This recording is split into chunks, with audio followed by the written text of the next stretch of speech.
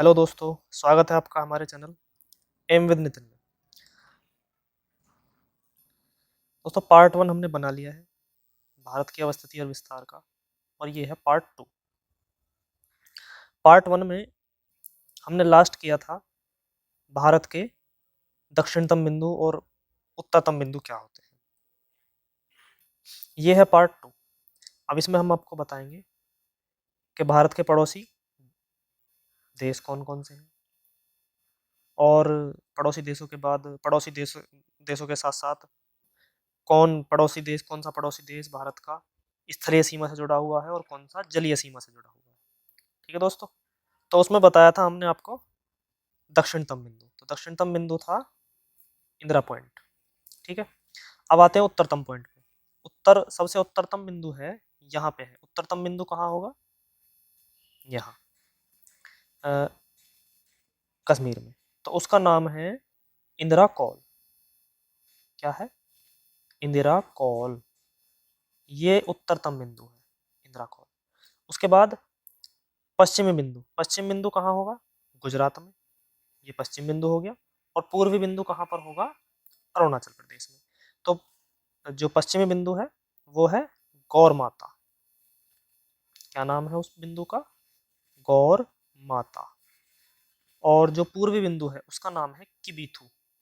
क्या नाम है? किबीथू। ठीक है, चारों बिंदु पता चल गए। ये हो गया दक्षिणतम बिंदु, ये उत्तरतम बिंदु, ये पश्चिम बिंदु, और ये हो गया पूर्वी बिंदु। ठीक है, अब आते हैं भारत की स्थलीय सीमाएं किन किन देशों के साथ लगी हुई है। देखिए देखिए भारत की स्थलीय सीमा किन किन देशों के साथ लगती है। सबसे पहले देखो, पाकिस्तान। फिर ये जो लगती है थोड़ी सी यहाँ पर अफगानिस्तान से लगती है, ये वाली सीमा। अफगानिस्तान के बाद ये अफगानिस्तान से लग रही है यहाँ पर। अफगानिस्तान के बाद किससे लगती है? चीन से। फिर नेपाल से भी लगती है, भूटान से, इधर म्यांमार से, और इधर बांग्लादेश से भी लगती है। तो टोटल कितने देश हो गए? 7 देशों से भारत की स्थलीय सीमा लगी हुई है। पहले ये जम्मू और कश्मीर और लद्दाख जो था वो एक ही राज्य था, लेकिन 31 अक्टूबर 2019 को इसके दो टुकड़े कर दिए गए। पहला जम्मू एंड कश्मीर और दूसरा लद्दाख। पहले क्या था, ये पूरा राज्य जो था वो 3 देशों के साथ सीमा साझा करता था, पाकिस्तान, अफगानिस्तान और चीन के साथ। लेकिन अब केवल लद्दाख है ऐसा, इसमें जम्मू और कश्मीर नहीं है, वो सिर्फ पाकिस्तान के साथ सीमा साझा करता है। लद्दाख ऐसा है जो पाकिस्तान के साथ भी, अफगानिस्तान के साथ भी और चीन के साथ भी सीमा साझा करता है। अब देखिए भारत और उसके पड़ोसी देशों के साथ सीमा रेखाएं। सबसे पहली रेखा है डूरंड रेखा। ये डूरंड रेखा जो है, ये अब जो वर्तमान में फिलहाल तो है ये पाकिस्तान और अफगानिस्तान के बीच में, लेकिन आज़ादी से पहले पाकिस्तान भारत का हिस्सा था, तो ये थी भारत और अफगानिस्तान के बीच में। ठीक है, तो इसी को क्या कहते हैं? डूरंड रेखा। ठीक है, भारत और अफगानिस्तान के बीच में थी ये आज़ादी से पहले। जब पाकिस्तान इससे अलग हुआ तो अब ये किसके बीच होगी? पाकिस्तान और अफगानिस्तान के बीच में। ये अफगानिस्तान है और ये पाकिस्तान है। ठीक है, अब देखो पाकिस्तान और भारत के साथ कौन सी रेखा लगती? पाकिस्तान के और भारत के बीच में जो रेखा लगती है वो ये वाली रेखा है, और इसको कहते हैं हम रेड क्लिफ रेखा। कौन सी रेखा कहते हैं? Red Cliff. रेड क्लिफ को जो है सर सर रेड क्लिफ ने 15 अगस्त 1947 को भारत और पाकिस्तान के मध्य खींचा था। तो उन्हीं के नाम पर इस रेखा का निर्धारण कर दिया। क्या नाम रख दिया इसका? रेड क्लिफ रेखा। किस किस के बीच है ये? पाकिस्तान और भारत के बीच में। ठीक है, अब अगली रेखा आती है जो चीन के और भारत के बीच में है। अगली रेखा है मैकमोहन रेखा। देखो मैकमोहन रेखा जो है वो सिर्फ अरुणाचल प्रदेश और चीन के मध्य है। तो अरुणाचल प्रदेश भारत का हिस्सा है, तो वो ये किस किस के बीच में हुई? चीन और भारत के बीच में हुई। कौन सी रेखा? मैकमोहन रेखा। इसका नाम है मैकमोहन रेखा।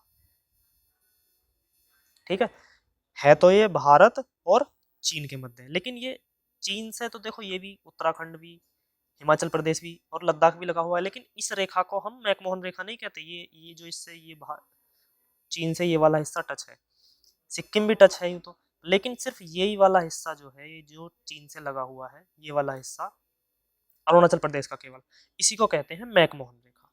ठीक है, और इसका निर्धारण भी किसने किया था? 1914 में हेनरी मैकमोहन थे, उन्होंने इसका निर्धारण किया था। तो उन्हीं के नाम पे इसका क्या नाम रख दिया गया? क्या रख दिया? मैकमोहन रेखा। ये किस किस के बीच है? चीन और अरुणाचल प्रदेश के बीच में। ठीक है, अब देखिए जो पड़ोसी देशों के साथ राज्य लगे हुए हैं भारत के, सबसे पहले हम पाकिस्तान को ले लेते हैं। अब देखिए कौन कौन से राज्य लगे हुए हैं। देखो सीमा कौन सी लग रही है, पहले उसका हम निर्धारण कर लेते हैं। देखो ये सीमा किसके साथ लगी हुई है हमारी? पाकिस्तान के साथ ये सीमा लग रही है हमारी। ठीक है, अब इसके साथ देखो कौन कौन से राज्य हैं। सबसे पहले कौन सा है? गुजरात, आप इसी में मैप में देखते चले जाओ। दूसरा है राजस्थान, उसके बाद तीसरा आया पंजाब, पंजाब के बाद कौन सा? फिर जम्मू एंड कश्मीर, और उसके बाद फिर लद्दाख। ये लद्दाख यहाँ तक है। ठीक है, तो पाकिस्तान के साथ हमारे कितने राज्य हैं जो सीमा लगाते हैं? तो कितने राज्य हो गए टोटल? ये 5 राज्य ऐसे हैं जो किसके साथ सीमा लगाते हैं? हाँ, पाकिस्तान के साथ। ठीक है, सबसे पहले पे गुजरात, दूसरे पे पाकिस्तान, फिर पंजाब, फिर जम्मू एंड कश्मीर, और फिर हो गया लद्दाख। ठीक है, पाकिस्तान का क्लियर हो गया। अब देखो चीन के साथ कौन कौन से हमारे राज्य लगे हुए हैं। मैप में देख लीजिए जो राज्य जिसके साथ सीमा साझा कर रहा है, चीन के साथ देखो कौन कौन से लगे हुए हैं। ये वाली सीमा जो है वो देखो वो चीन के साथ लग रही है, जो मैप में दिखाई गई है। ये सिक्किम भी लगा हुआ है और अरुणाचल प्रदेश लग रहा है यहाँ से। ठीक है, तो सबसे पहला कौन सा है? लद्दाख, उसके बाद हिमाचल प्रदेश, फिर उत्तराखंड, उसके बाद ये छोटा सा राज्य ये सिक्किम, और फिर अरुणाचल प्रदेश। तो इसके साथ भी कितने राज्य सीमा लगाते हैं? 1 2 3 4 5, इसके साथ भी 5 राज्य सीमा साझा करते हैं। ठीक है, पहले क्या था? ये जम्मू एंड कश्मीर पूरा राज्य था। अब इसके 31 अक्टूबर 2019 के बाद इसको क्या 2 भागों में बांट दिया गया है, एक जम्मू एंड कश्मीर और एक लद्दाख। तो सिर्फ अब लद्दाख ही इसके साथ सीमा साझा करता है चीन के साथ। ठीक है, अब देखिए म्यांमार, इसकी राजधानी क्या है? बर्मा। अब ये देखिए किस किस के साथ सीमा साझा करता है। सबसे पहले किसके साथ लग रही है इसकी सीमा? अरुणाचल प्रदेश के साथ, फिर नागालैंड, फिर मणिपुर, और फिर मिजोरम। तो ये कितने कितने राज्यों के साथ सीमा साझा करता है? ये भी 4 राज्यों के साथ सीमा करता है। जो जो मैप में दिखाया गया है वो उससे सीमा साझा कर रहा है। ये यहाँ से है इसकी सीमा, जो है भारत से लगी हुई है। ये इतनी सीमा किसके साथ लगी हुई है म्यांमार की? भारत के साथ। ये स्थलीय सीमा है। स्थल मतलब 2 भूमि के भाग जुड़े हुए हैं आपस में, और उस पर सीमा का निर्धारण है, तो इसी को कहते हैं स्थलीय सीमा। ठीक है, म्यांमार की क्लियर हो गई। अब साथ के साथ ही बांग्लादेश की भी देख लीजिए। बांग्लादेश किस किस के साथ है? सबसे पहले इधर से देख लीजिए, ये है वेस्ट बंगाल, यानी पश्चिम बंगाल के साथ है बांग्लादेश की सीमा लगी हुई। उसके बाद देखिए ये वाला कौन सा राज्य है? मेघालय। और देखो ये सीमा यहाँ लगी हुई है असम के साथ। असम, असम राज्य देखो इस तरीके से फैला हुआ है। इसको क्लियर कर, असम देखो, असम की ये असम है, इस तरीके से ये असम फैला हुआ है। ये देखिए ये है असम। तो असम यहाँ पर आकर बांग्लादेश से मिलता है। ठीक है, तो पहला कौन सा राज्य है? वेस्ट वेस्ट बंगाल यानी पश्चिम बंगाल, दूसरा है मेघालय, फिर असम, और फिर कौन सा है? त्रिपुरा। और एक चीज और देखिए, ये त्रिपुरा जो है ये बांग्लादेश से 3 ओर से घिरा हुआ है। देखो ये 3 ओर से घिरा हुआ है। सिर्फ एक ओर से किससे लगा हुआ है? आसाम और मिजोरम से लगा हुआ है। नहीं तो 1 2 और 3 ओर से किसने घेर रखा है त्रिपुरा को? बांग्लादेश ने। अब देखिए नेपाल किस किस के साथ लगा हुआ है। नेपाल की देखो ये सीमा है, आप निर्धारण करिए। ये देखो किस किस के साथ लगा हुआ है। ये नेपाल है। सबसे पहले देखो इधर से किसके साथ लग रहा है? उत्तराखंड के साथ, दूसरा उत्तर प्रदेश के साथ, फिर बिहार के साथ, फिर ये देखो ये वाला राज्य जो है ये वेस्ट बंगाल है। ये वाला ये वेस्ट बंगाल इस तरीके से यहाँ तक आ रहा है। तो ये किससे लगा हुआ है? फिर वेस्ट बंगाल यानी पश्चिम बंगाल से भी नेपाल लगा हुआ। और किसके साथ है? सिक्किम के साथ। तो 1 2 3 4 और 5, ये भी 5 राज्यों के साथ सीमा साझा करता है नेपाल। और एक चीज और है, नेपाल में आने जाने के लिए कोई वीजे की या किसी चीज की जरूरत नहीं है। ऐसे ही जाइए आप नेपाल में और ऐसे ही वापस आ जाइए। नेपाल के बाद अब देखिए भूटान। भूटान की सीमा पहले निर्धारण कर देते हैं, फिर उसके बाद देखना, स्वयं ही देखना किस किस के साथ सीमा साझा करता है खुद ही। तो इधर से देखें सबसे पहले किसके साथ है? ये सिक्किम के साथ। फिर ये वाली सीमा किसकी है? ये पश्चिम बंगाल की, फिर वेस्ट बंगाल के साथ भी सीमा साझा करता है। ये वाली सीमा किसकी है? असम की। और यहाँ से किसके साथ है ये? अरुणाचल प्रदेश के साथ सीमा साझा करता है। ठीक है, तो ये भी कितने के साथ सीमा साझा करता है? 4 राज्यों के साथ। ठीक है, अब देखिए भारत के वे राज्य जो पड़ोसी देशों से घिरे हुए हैं। सबसे पहला सिक्किम, उसके बाद वेस्ट बंगाल, और उसके बाद है एक लद्दाख, जो तीन देशों से जिसकी सीमा साझा करता है। तो सिक्किम देखिए सबसे पहले। अब सिक्किम देखो, सिक्किम किस किस से है? नेपाल से, भूटान, और इधर है चीन। 3 से है, इससे घिरा हुआ है। पश्चिम बंगाल किस किस से है? देखो, एक तो बांग्लादेश से इसकी सीमा साझा करता है, एक नेपाल के साथ है, और एक भूटान के साथ। लद्दाख, इधर चीन, इधर पाकिस्तान, और ये थोड़ी सी सीमा लगी हुई है इसकी अफगानिस्तान के साथ। ठीक है, अब देखिए प्रेजेंट में भारत में 28 राज्य हैं और केंद्र शासित प्रदेश हैं यूटी, जिन्हें बोलते हैं यूनियन टेरिटरी। ये है 9। पहले कितने थे? 28 राज्य थे और 8 केंद्र शासित प्रदेश थे, लेकिन वर्तमान में अब कितने हैं? 9। अब क्षेत्रफल के हिसाब से देखिए राज्य, सबसे बड़ा राज्य है राजस्थान, पहले नंबर पर। उसके बाद राजस्थान के बाद आता है नंबर मध्य प्रदेश का, दूसरे नंबर पर। उसके बाद महाराष्ट्र, तीसरे नंबर पर। फिर महाराष्ट्र के बाद नंबर आता है फिर उत्तर प्रदेश का, चौथे नंबर पर। और उत्तर प्रदेश के बाद नंबर किसका आता है? फिर आंध्र प्रदेश का, चौथे नंबर पर। ठीक है, पहले आंध्र प्रदेश जो था, जब तेलंगाना इसके साथ मिला हुआ था, तो ये तीसरे नंबर पर आता था, तीसरे नंबर पर। चौथे नंबर पर कौन आता था? उत्तर प्रदेश। ठीक है, तो ये है 5वें नंबर पर।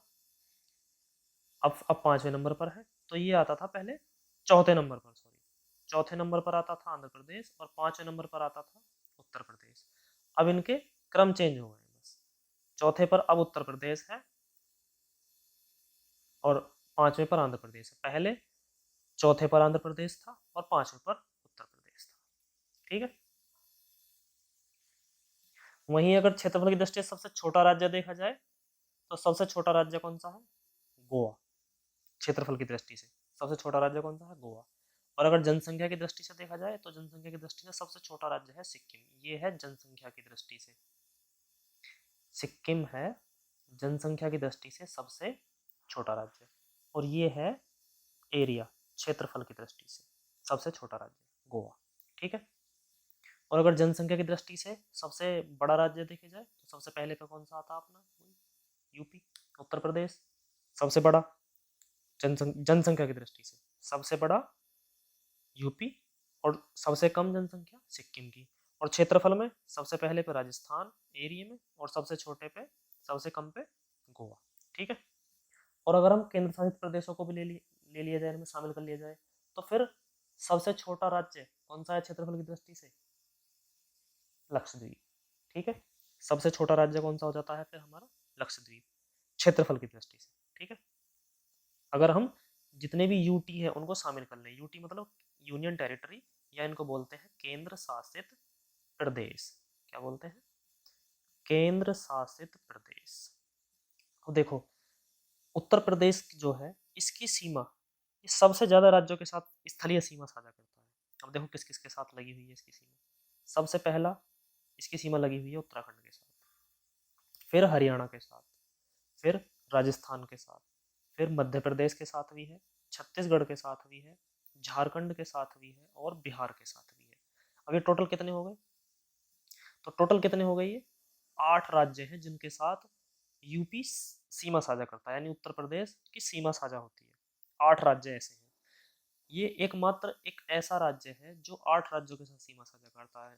और 8 राज्य हैं और एक साथ में क्या है?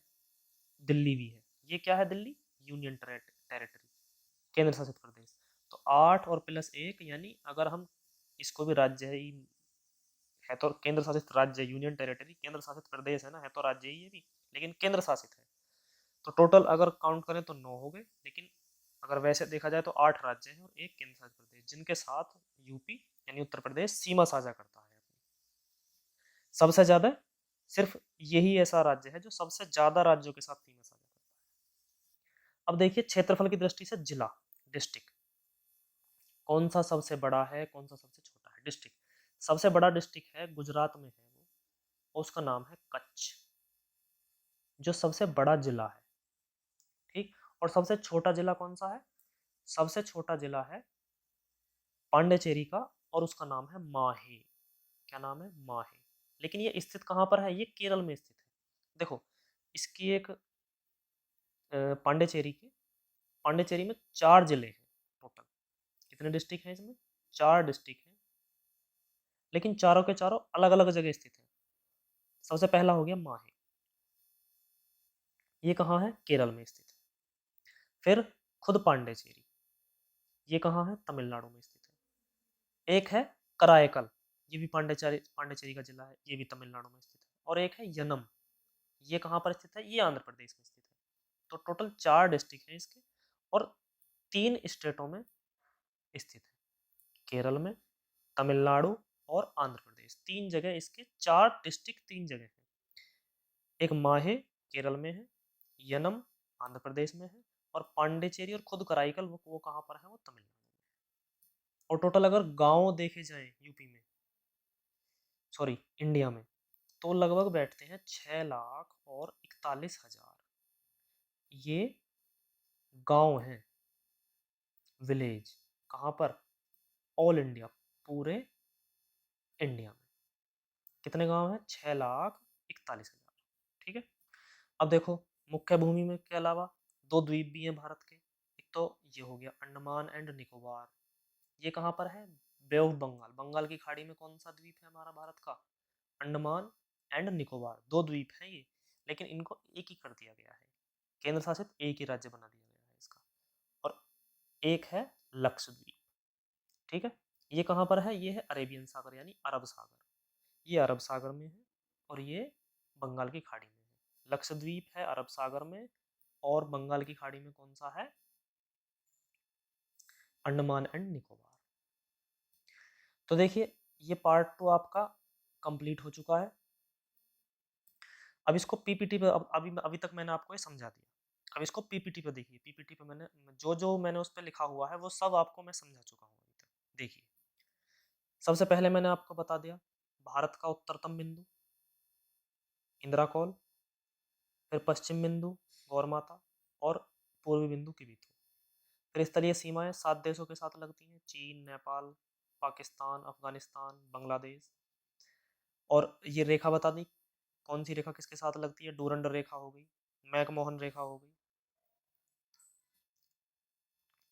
और ये चीन जो है, चीन के साथ, पूरे चीन के साथ नहीं लगती है मैकमोहन रेखा, ये सिर्फ किसके साथ लगती है? अरुणाचल प्रदेश के साथ। जो मैकमोहन रेखा है अरुणाचल प्रदेश और भारत के, अरुणाचल प्रदेश और चीन के मध्य जो है वो है मैकमोहन रेखा। उसके बाद रेड क्लिफ रेखा बताया, वो भारत और पाकिस्तान के मध्य है। फिर भारत के पड़ोसी देश जो सीमा साझा करते हैं, किस किस राज्य से लगे हुए हैं? पाकिस्तान किस कौन कौन से लगा हुआ है, चीन किस से लगा हुआ है, म्यांमार, बांग्लादेश, नेपाल, भूटान, ये सभी मैंने आपको मैप से बताया। अगला है, देखो ये भारत के पड़ोसी देश कौन कौन, सिक्किम किन किन 3 देशों से सीमा साझा करता है? पश्चिम बंगाल और लद्दाख, ये ऐसे राज्य हैं जो 3 देशों से सीमा साझा कर रहे हैं। सिक्किम नेपाल, चीन और भूटान से, पश्चिम बंगाल नेपाल, भूटान और बांग्लादेश से, और लद्दाख चीन, अफगानिस्तान और पाकिस्तान से। ठीक है। ये भी बताया मैंने, वर्तमान में 28 राज्य हैं और 9 केंद्र शासित प्रदेश हैं। उससे पहले 28 राज्य थे और 7 केंद्र शासित प्रदेश थे। ठीक है। फिर सबसे बड़े राज्य कौन सा है? सबसे बड़ा राजस्थान, मध्य प्रदेश, ये बताया मैप के द्वारा। फिर सबसे छोटा गोवा, और जनसंख्या की दृष्टि से सबसे छोटा सिक्किम, और एक और बताया था मैंने जनसंख्या की दृष्टि से सबसे बड़ा यूपी, अगर जनसंख्या की दृष्टि से देखा जाए। फिर केंद्र शासित भी अगर जोड़ लिए जाए तो फिर लक्षद्वीप है क्षेत्रफल की दृष्टि से। फिर उत्तर प्रदेश के बारे में बताया कि ये 8 राज्यों से सीमा साझा करता है, और साथ के साथ एक केंद्र शासित प्रदेश भी है जिसके साथ ये सीमा साझा करता है। तो टोटल हो गए 9। उसमें मैप में आपको वो दिखाया। फिर भारत का क्षेत्रफल की दृष्टि से सबसे बड़ा जिला गुजरात का जो कच्छ जिला है, और सबसे छोटा पांडिचेरी का माहे है। माहे का ये बताया कि माहे कहाँ है? केरल में है, और पांडिचेरी के चारों जिले बताए, एक पांडिचेरी, कराईकल और एक यनम। माहे, पांडिचेरी, कराईकल और यनम, ये 4 जिले हो गए। और फिर उसके बाद इसके द्वीप समूह हैं, एक बंगाल की खाड़ी में कौन सा है, अंडमान निकोबार, और अरब सागर में है लक्षद्वीप। ये आपको बताया। अब देखिए कुछ महत्वपूर्ण तथ्य हैं। अब देखिए कुछ महत्वपूर्ण तथ्यों की बात करते हैं। देखो पहला है 82.5 डिग्री यामी उत्तर रेखा उत्तर प्रदेश के प्रयाग जिले के नैनी नामक स्थान से होकर गुजरती है। देखो जो आपको उसमें बताया था मैंने, ये है भारत की मानक समय रेखा IST, ये बताया था, इंडियन स्टैंडर्ड टाइम। और विश्व का किससे मापा जाता है, GMT, ग्रीनविच मीन टाइम। तो ये इंडियन स्टैंडर्ड रेखा जो है, भारत की मानक समय रेखा कितने हैं, पहले तो 82.5 डिग्री है ये, ठीक है। और ये इधर यहाँ उत्तर प्रदेश में जो इसका एक स्थान निर्धारित किया गया है, वो निर्धारित किया गया है इलाहाबाद का नैनी, नैनी नामक स्थान। पहले इलाहाबाद था तो इसको इलाहाबाद बोलते थे, अब क्या है, प्रयागराज, तो इसको क्या बोलते हैं अब, प्रयागराज। इलाहाबाद था तो इलाहाबाद, प्रयागराज है तो प्रयागराज, तो उसके नैनी से होकर गुजरती है। लेकिन कुछ जगह कहीं कहीं इसको मिर्जापुर भी दिखाया जाता है। कहाँ से होकर गुजरती है, मिर्जापुर से भी होकर गुजरती है, मिर्जापुर, ठीक है। मिर्जापुर कहाँ है, यूपी में ही है। तो अगर आपको नैनी और मिर्जापुर, हाल तो दोनों देगा नहीं उसमें एग्जाम में, और अगर दोनों भी दे तो आप नैनी लगा के आए, और अगर कोई सा एक मिले, नैनी मिले तो नैनी लगाना है, और मिर्जापुर मिले तो मिर्जापुर लगाना है, दोनों ही सही है अपनी जगह, ठीक है। समझ में आ गया तुम्हें। दूसरा है महत्वपूर्ण, 0 डिग्री यानी 0 डिग्री देशांतर रेखा लंदन के ग्रीनविच शहर से होकर गुजरती है, मैंने आपको बताया था। GMT, ग्रीनविच मीन टाइम, कहाँ से होकर गुजरती है, लंदन के ग्रीनविच से। ग्रीनविच वहाँ एक जगह का नाम है जो कहाँ पर है, लंदन में है, ठीक है। लंदन के ग्रीनविच से होकर गुजरती है, तो यहीं से पूरे विश्व का समय निर्धारण होता है।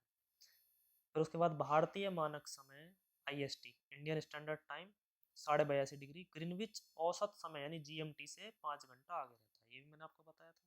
जब हम टाइम जोन सेट करते हैं किसी मोबाइल में तो उसमें लिखा नहीं आता प्लस 5.5 GMT, यानी ये इंडिया का समय हो गया, प्लस 5.5 GMT का मतलब, ठीक है। उसके बाद झारखंड की राजधानी, इसे देखिए, झारखंड की राजधानी कर्क रेखा यानी 23.5 डिग्री उत्तरी अक्षांश, जो कर्क रेखा है उस पर झारखंड की राजधानी स्थित है। जो कर्क रेखा थी वो झारखंड से होकर गुजर रही थी, तो वहां पर रांची जो है उसके नजदीक स्थित है। और उसके अलावा, इसके अलावा 2 प्रमुख शहर और हैं, गुजरात की राजधानी है गांधीनगर, और मध्य प्रदेश की राजधानी भोपाल। ये कर्क रेखा के बहुत ही नजदीक में स्थित है, आसपास में। मध्य प्रदेश की राजधानी और तुम्हारा गुजरात की राजधानी गांधीनगर, गांधीनगर होगी, झारखंड की राजधानी हो गई और गुजरात की हो गई, ठीक है। ये तीन जो है उसके कुछ ज्यादा ही नजदीक है। उसके बाद एक पॉइंट है ग्रेट निकोबार स्थित इंदिरा पॉइंट, यानी जो भारत का सबसे दक्षिणतम बिंदु है। कौन सा बिंदु है, दक्षिणतम बिंदु। और दक्षिणतम बिंदु है कौन सा, दक्षिणतम बिंदु है भारत का इंदिरा पॉइंट। क्या बताया था मैंने आपको, इंदिरा पॉइंट। और इंदिरा कॉल जो है वो उत्तरतम बिंदु है, ठीक है। तो इसी इंदिरा पॉइंट को हम पिगमेलियन पॉइंट के नाम से जानते हैं, पिगमेलियन पॉइंट भी बोलते हैं इसको, इंदिरा पॉइंट को। उसके बाद नेक्स्ट है भारतीय उपमहाद्वीप के दक्षिणतम बिंदु कन्याकुमारी को केप ऑफ कैमोरिन भी कहते हैं। अब ये देखो दक्षिणतम बिंदु कन्याकुमारी कौन सा है, अभी तो आप बोल रहे थे कि दक्षिणतम बिंदु इंदिरा पॉइंट है। ये मुख्य भूमि का दक्षिणतम बिंदु है। मुख्य भूमि कौन सी हो गई, वो मैंने आपको डिफरेंस बताया था, एक बार और बता देता हूँ। देखो ये है मुख्य भूमि, इसका दक्षिणतम बिंदु है यहाँ पर, यहाँ है इसका दक्षिणतम बिंदु कन्याकुमारी, कन्याकुमारी। और लेकिन पूरे भारत का दक्षिणतम बिंदु की बात करी जाए तो वो यहाँ पर है, यहाँ पर इसमें निकोबार में, उसका नाम है इंदिरा पॉइंट, जिसको हम भारत का दक्षिणतम बिंदु कहते हैं, ठीक है। और अगर मुख्य भूमि का दक्षिणतम बिंदु की बात करें तो इसको कहते हैं कन्याकुमारी। और इसका दूसरा नाम क्या बताया था अभी, Cape of Comorin, Cape of Comorin. किसका नाम है वो, कन्याकुमारी को ही केप ऑफ कैमोरिन कहते हैं। समझ गए, इसमें लिखा हुआ है भारतीय महाद्वीप, महाद्वीप नहीं उपमहाद्वीप लिखिए इसको, ठीक है, महाद्वीप नहीं उपमहाद्वीप। उसके बाद भारत का पूर्वोत्तर राज्य त्रिपुरा बांग्लादेश से 3 तरफ से घिरा हुआ है। ये मैंने आपको उसमें बताया था, 3 ओर से घिरा हुआ है, बांग्लादेश ने 3 ओर से घेर रखा है। और लास्ट पॉइंट है, श्रीलंका भारत से पाक जलडमरू मध्य द्वारा पृथक होता है। इसको देखिए, ये पाक जलडमरू मध्य है, श्रीलंका और भारत के बीच जो है, इसको बोलते हैं पाक जलडमरू मध्य, पाक जलडमरू मध्य। लेकिन इसका नाम ऐसा है, अगर ये पेपर में आ जाएगा, अगर पेपर में आपको ये आ गया एग्जाम में कि पाक जलडमरू मध्य किसके स्थित है, तो आपके दिमाग में आ जाएगा पाक का नाम सुनते ही कि पाकिस्तान और भारत के बीच में है। नहीं है, किस किस के बीच में, श्रीलंका और भारत के बीच में। क्लियर? तो ये श्रीलंका भारत और भारत से पाक जलडमरू मध्य द्वारा अलग होता है। श्रीलंका और भारत किसके द्वारा अलग होते हैं? पाक जलडमरू मध्य। ठीक है, तो दोस्तों ये था आपका पार्ट 2। अब इसका भारत की अवस्थिति और विस्तार चैप्टर पूरा हो चुका है आपका। इन दोनों को अच्छे से समझ के करिए। इसकी पीपीटी जो है मैं आपको इसका लिंक दे दूंगा, टेलीग्राम चैनल से आपको मिल जाएगी इसकी पीपीटी। मैं दोनों इसकी पीडीएफ सेंड कर, पीपीटी की पीडीएफ बना करके दूंगा मैं आपको। इसका बैकग्राउंड वाइट भी होगा और ये भी होगा, जो आपको अच्छा लगे, जिसमें आप चाहें उसमें आप इसको ले सकते हैं। ये चैप्टर आपका पूरा हो चुका। उसके बाद आपका चैप्टर चलेगा भारत के द्वीप, द्वीपों के बारे में आपको बताया जाएगा। भारत के द्वीप कहाँ पर है, क्या स्थिति है उनकी, वही आपको बहुत अच्छे तरीके से समझाया जाएगा। कमेंट करके बताइएगा आपको कैसा लगा। और